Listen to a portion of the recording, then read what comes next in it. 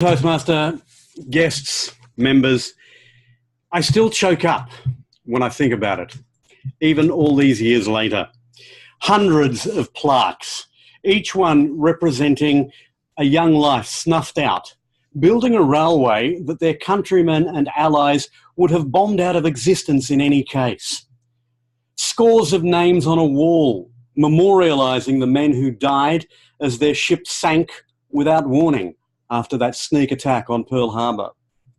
Thin planks of wood that were the pallets of prisoners facing starvation, privation, deprivation, distress, and death. Whenever I travel, ladies and gentlemen, I seek out those places of reflection which honour those who have fought and died for their countries. And each time we visit a war memorial, a cemetery, a place of reflection, I've grieved at the waste, the loss, the shedding of precious blood. And yet I go whenever we travel. Why? Because, ladies and gentlemen, as the Ode to the Fallen says, we will remember them. The men and women who are memorialised this way died so that we could have the chance for freedom. They gave up their freedom to ensure ours. At Kanchanaburi in Thailand, we allocated a day to travel by bus from Bangkok up to pay our respects to those who had died building the Burma Railway. We visited the museum near the bridge on the River Kwai to see how POWs from Australia and Britain and other allied nations lived and died, forced to build a rail line that would only have helped their tormentors if it had ever been completed. I stood amongst the gravestones in the nearby war cemetery, reflecting that all of these men had died so very young. In fact, almost all of them were below the age of my eldest child at the time. And I freely admit, I cried. I wept as well as we stood above the watery grave that was the USS Arizona, one of the ships destroyed in 1941, when wave after wave after wave of planes flew over, dropping their cargo of death and destruction. Elsewhere in Hawaii, we paid our respects at the National Memorial of the Cemetery of the Pacific. Now, this is the final resting place to 34,000 men and women who served and died for their country. Here in Australia, we visited the war memorials in Canberra, in Sydney, at home here in Brisbane, yet I don't know any of those who are actually being memorialised. Oh, yes, I had an uncle who was a prisoner of war, that's true. And I had a father who spent 2 decades and more in the Navy, but I have no direct connection with the dead whose names we see listed. So why do we keep going?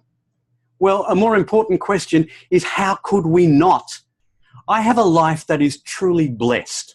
I live in a time when it is possible for me to travel for leisure in a way that my forebears could not have even imagined. I have a lifestyle that is only possible because the society I live in is free and open, and I have to tell you, it is remarkably wealthy.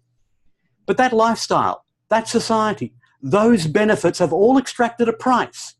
It's a price that I haven't had to pay, but those that have gone before me did so. I was reminded of this as I stood and waited for a train that was going to take us along part of that infamous Burma Railway that I spoke about.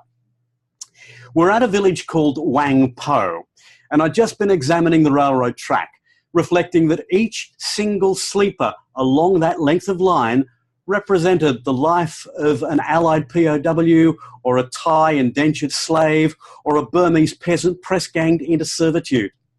And then I heard a giggle as a young Thai child, her mum and dad, passed me on a motor scooter that had been transformed into a motor vehicle. You see these all over Asia.